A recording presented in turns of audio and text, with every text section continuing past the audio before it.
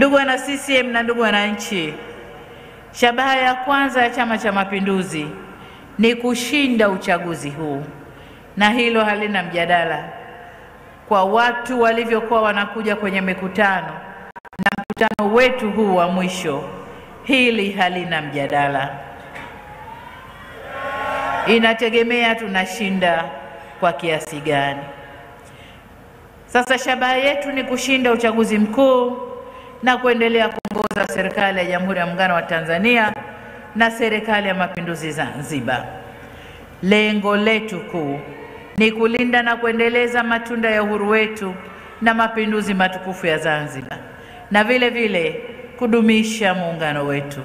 Kwa ajili hiyo, niwaombe ndugu zangu wana CCM na wananchi wote wa Tanzania kwa jumla, tuunganishe nguvu kwa kukichagua Chama cha Mapinduzi, kwa sababu umoja ni ushindi.